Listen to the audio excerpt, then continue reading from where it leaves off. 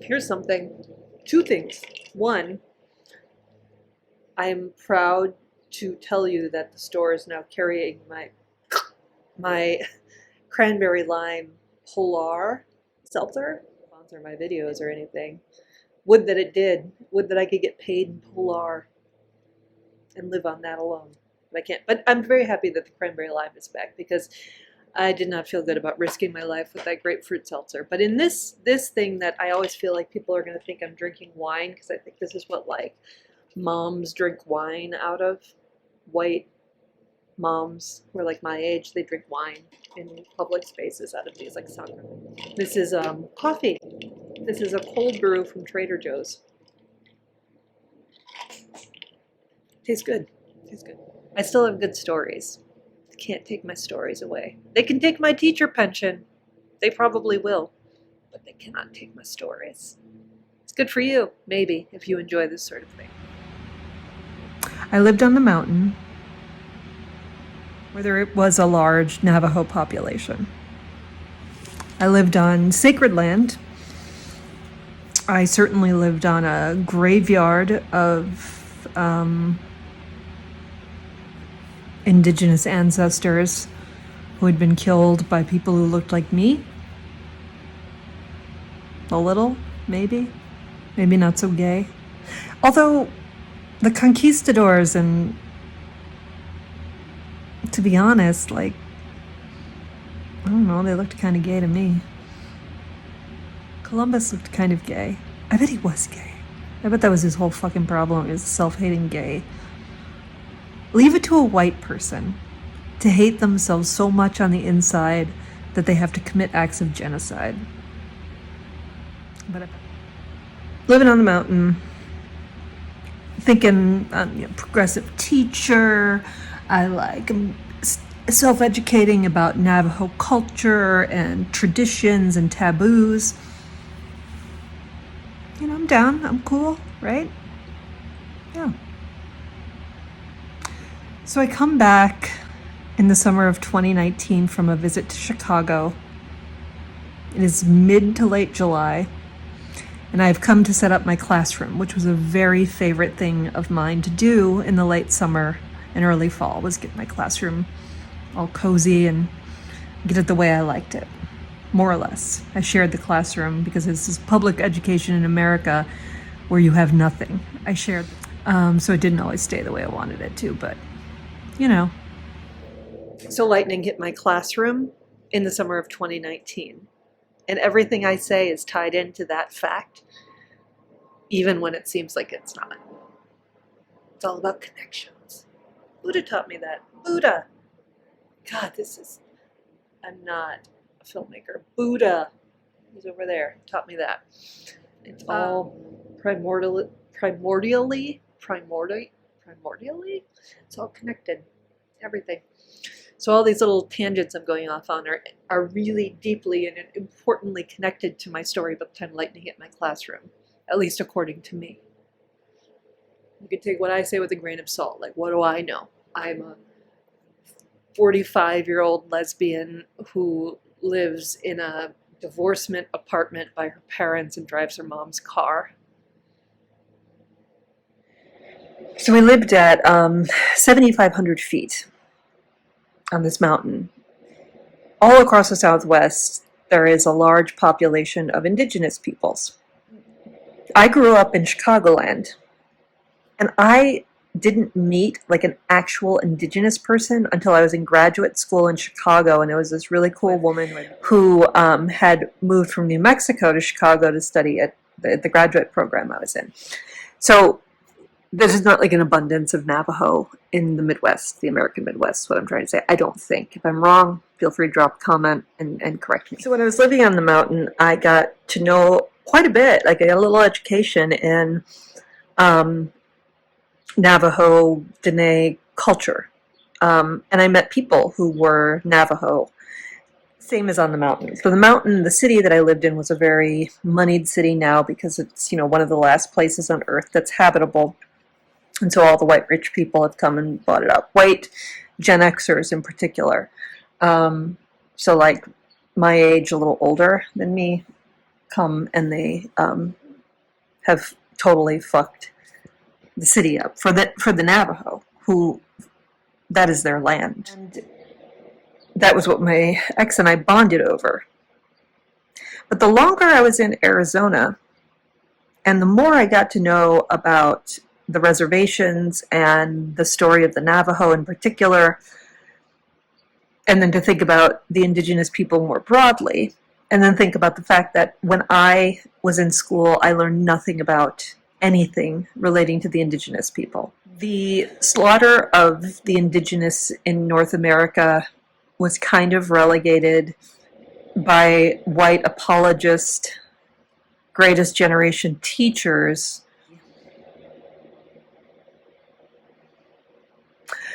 It was put into the same category as slavery, kind of. So as a result of my time on the mountain, where I had Navajo students, Navajo friends, Navajo colleagues, there was a lot of shit happening that often dealt with water rights, land rights, white people putting shit water onto the sacred San Francisco peaks so they could ski more. They put sewer water, purified sewer water, on the mountain so that people from Phoenix could ski year round. Not year round, but could ski a lot.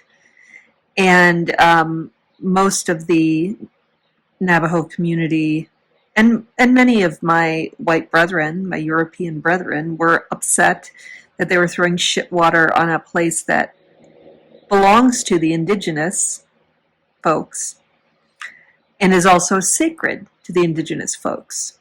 And this is where we get into land. And this is a really nice day. It's sort of a Ferris Bueller day. If I sit like this, I can sit like Liza spatially. Oh, there she is. I have no idea where I got that album cover, but I like it.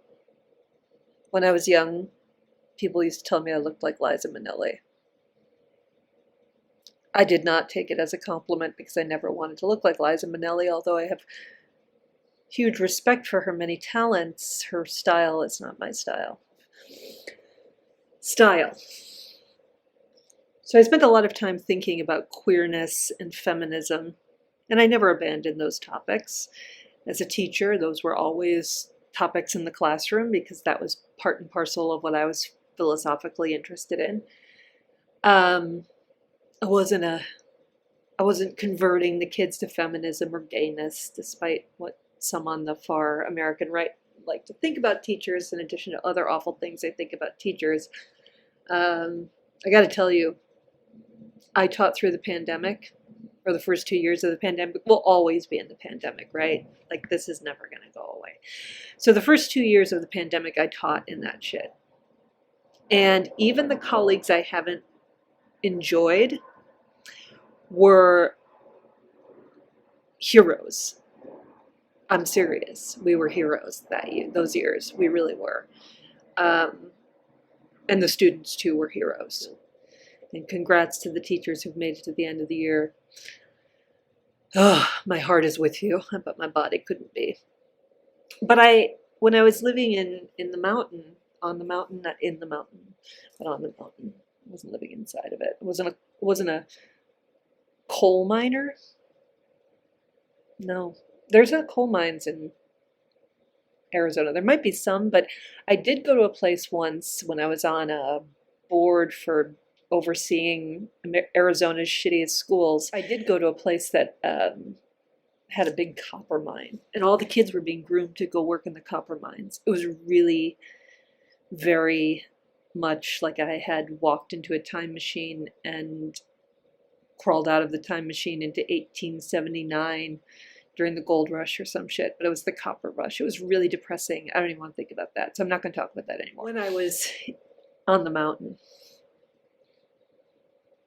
and I was paying attention to the politics of the mountain whites and the Navajo, I started to realize that In some ways, in some very important ways, the plight of the Navajo in northern Arizona is not dissimilar entirely from the plight of African Americans in other areas of this country. For instance, my homeland of Chicagoland, there were overlaps. So for example, the reservations were all on the shittiest land, and the highways all ran around the reservations, so no white people had to see what was happening on the reservations to the people who lived there, because they were being so cut off from access to anything.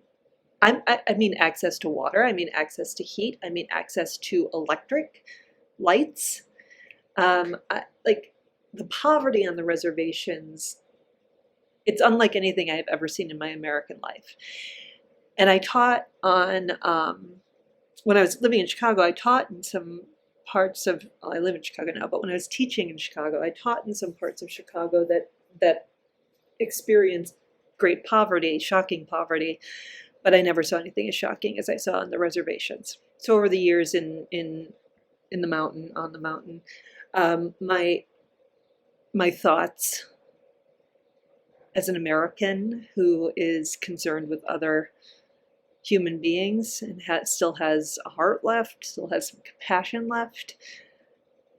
As that American, my thoughts started to shift away from feminism and gayness to other matters that are critical to understanding why America is the way she is right now. And she's not good. Things are not good.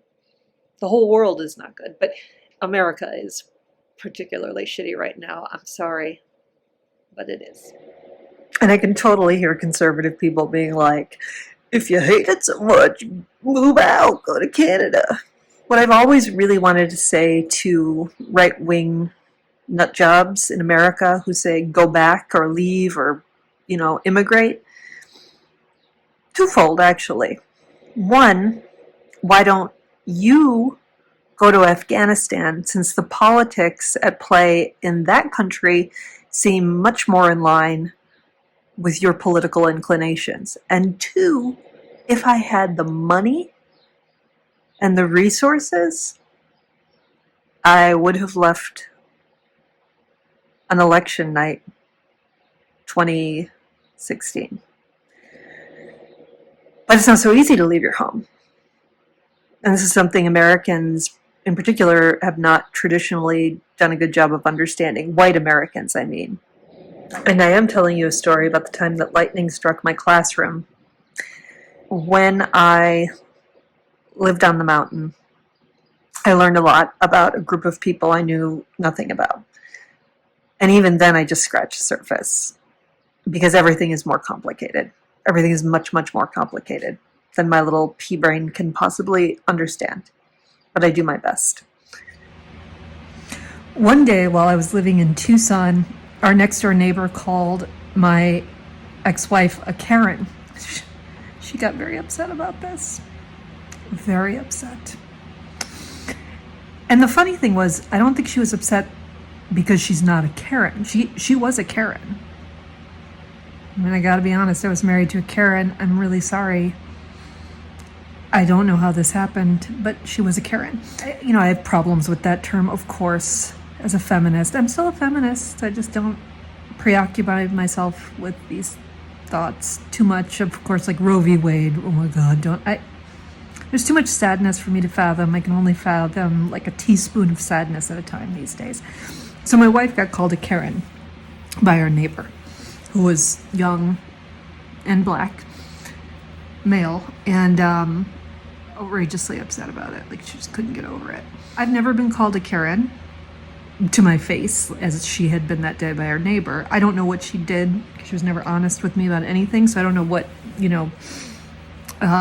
what the prologue to the Karen was, but I met the man once when I was out walking Abe, and one of those beautiful days in Tucson, sky was blue, and I was newly sober, and it was just so, like, idyllic. Exactly. And he was sitting out front smoking a joint, and so we made eye contact, And he explained to me that his grandparents had built the house in the 1940s, like basically, refugees from another part of America to the Wild Wild West. Something key about this exchange I had with my neighbor. In the course of our conversation together, he told me that he, the grandson of the grandparents who had built this really cool house in Tucson, was resisting offers from building contractors. You could watch down our street that we lived in Tucson, and all down the street they were raising these beautiful little homes. And what do you know? Our neighborhood, where they were raising all the homes, was a primarily black and brown neighborhood. So this neighbor had told me that he was struggling to keep the house. His grandmother had just passed the year prior, and he didn't know how he was going to keep the house, and he was getting these offers every day. Good offers, money-wise, from contractors, and he was torn between keeping the house, which meant so much to his grandparents, and selling it to contractors who are going to come down the street, and they're going to get us off that street one way or another anyway. That's a key detail. What I learned in talking to him, albeit briefly, what really solidified in my mind was this hypothesis I've long held, which is that if poor white Americans started talking to their black and brown brethren, I think it would be off with their heads, folks. I think we'd have French Revolution style, like, forget the pit bulls that are always bouncing off my fucking patio. Forget the pit bulls. Story that my young neighbor told me, the white woman married to the Karen next door. What he told me was also my story. You know, like, I tried to do all the right things in my American life. I graduated from high school. I got a bachelor's at a very expensive private school. I got a master's at one of the finest art schools in the nation, if not the world. And I was a celebrated teacher. I'm a good teacher, yo. You would not believe it to listen to me ramble like this. And I did my time rambling in the classroom. Trust, you can ask any former student. I rambled. But I was a good teacher, very good. So I'd done all the right things, and still I was constantly in financial crisis. And now I'm sitting here, and you know, I have great amounts of privilege. I will never own property. Maybe own a car. That's not my mom's. Someday, at 45 years old, metastatic breast cancer. Someday, I might have one piece of the American dream, that own the car piece. I had a car when I lived in Arizona. I might have to pull out the harmonica for this one. I think I gotta get the harmonica. I had a car in Tucson. And 3 weeks after my wife walked out on me, she sold the car. And then I had no car. What even is this life? That's something my friend Mr. Levin would say. What even is this life? Lightning struck my classroom once. I've evolved in some ways, and I've changed my thinking in many ways, political and philosophical, about this American life. And I'm not trying to rip out Ira Glass, rip off Ira Glass. This is my American life. This is just who I am. Many of the themes I'm weaving into today's story have enormous complexities that I have not acknowledged or gone into, because my purpose here today is to tell you a story about the time lightning hit my classroom. One byproduct of racism, xenophobia, American whiteness, is that you have a tendency to dismiss all traditions, culture, not dismiss. You have a tendency to not recognize value in the belief systems of non-white, non-European Americans. You have that tendency. I have that tendency.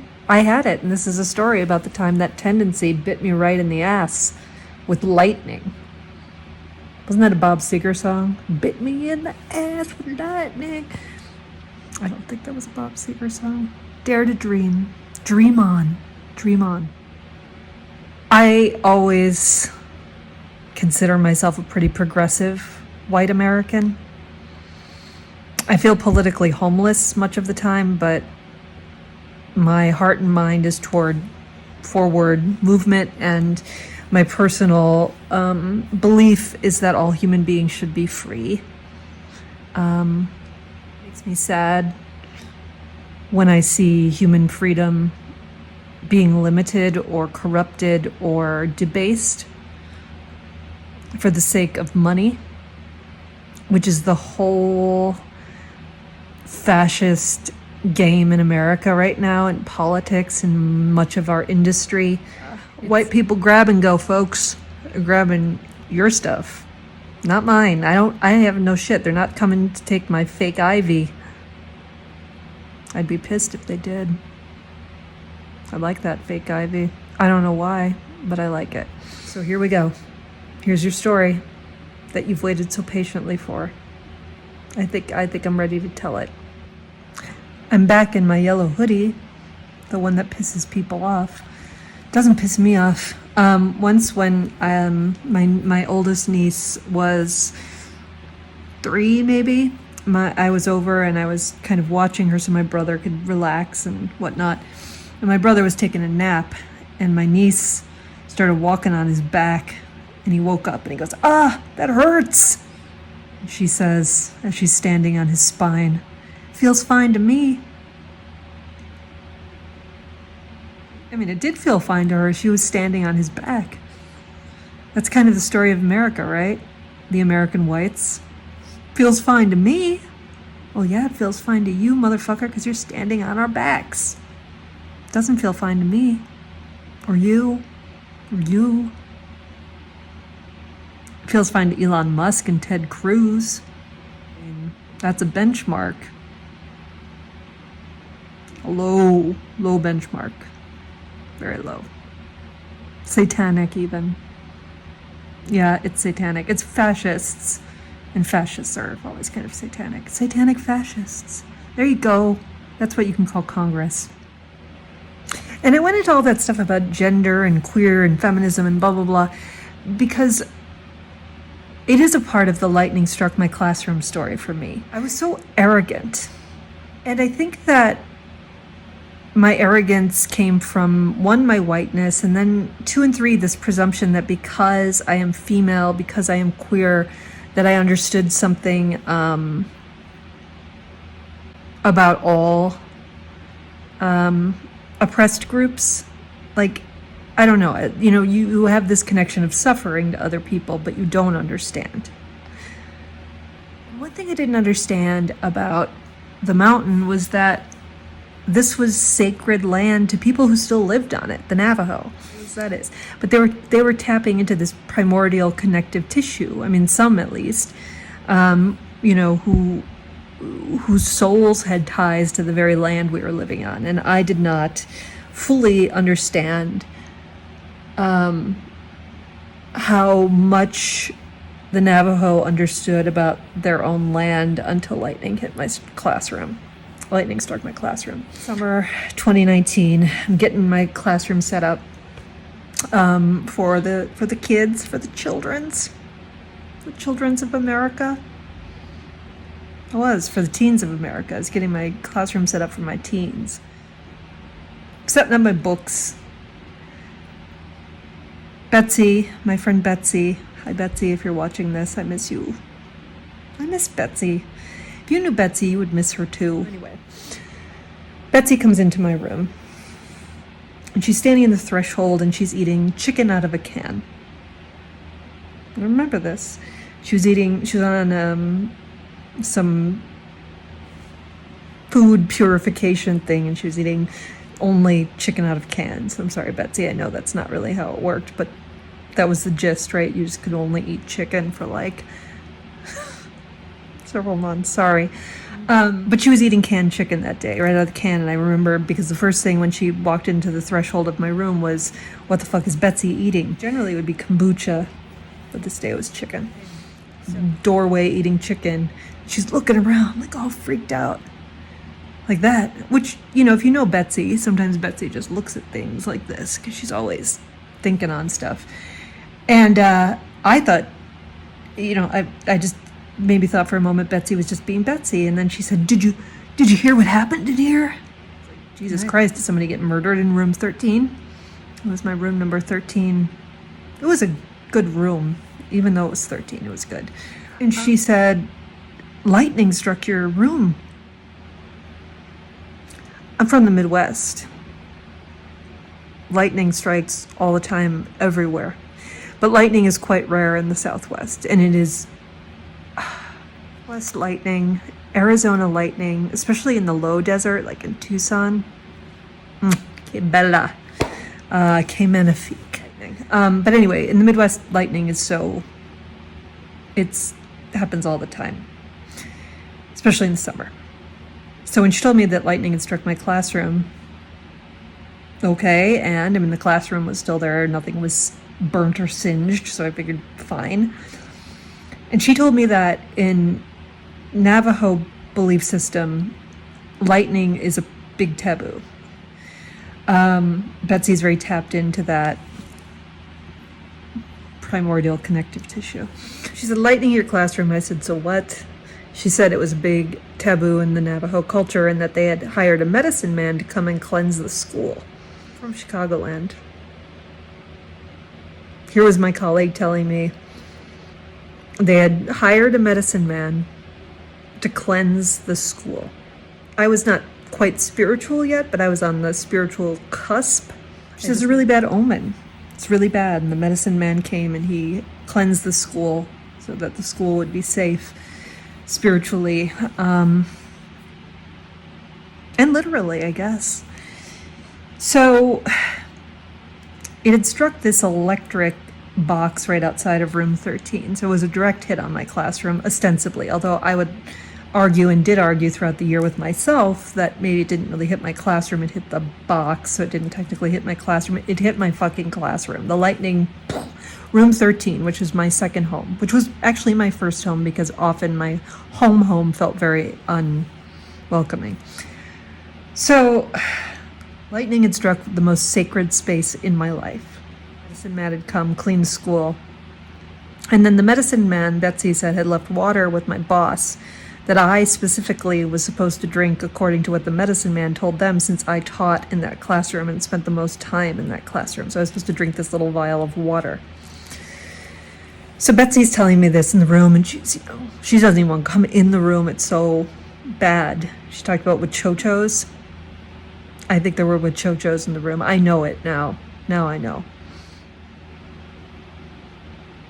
I was arrogant. I was so arrogant. So she says this to me, and I'm looking around. My room looks perfectly fine. Feels fine to me. Lightning didn't hit me. Feels fine to me. Betsy's making a big deal out of it. The medicine man had been there. It was a big deal. Told me to drink this water. So Betsy leaves my room, and I'm thinking, okay, I learned something new today about Navajo belief system. Lightning, taboo. I knew owls were a taboo. Now I know lightning is a taboo. I kept setting up my room. And then I was driving home, and then the drive between my school and my home was a very, very short distance, maybe 10-minute drive tops. And I started thinking, should I have drunk that water? Should I have drunk that water? So I pulled over, and I texted my boss at the age of approximately 43. I texted my boss the following. Hey, do you know where the medicine man put the water in the faculty room? Send. Felt very strange.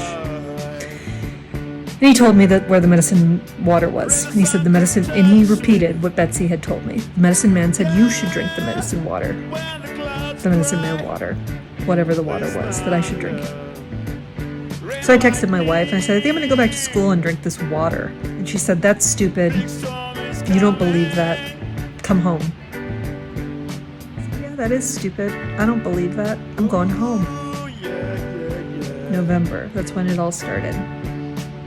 About 4 or 5 months right after, my life started to unravel, beginning with a diagnosis of metastatic breast cancer and ending in divorce.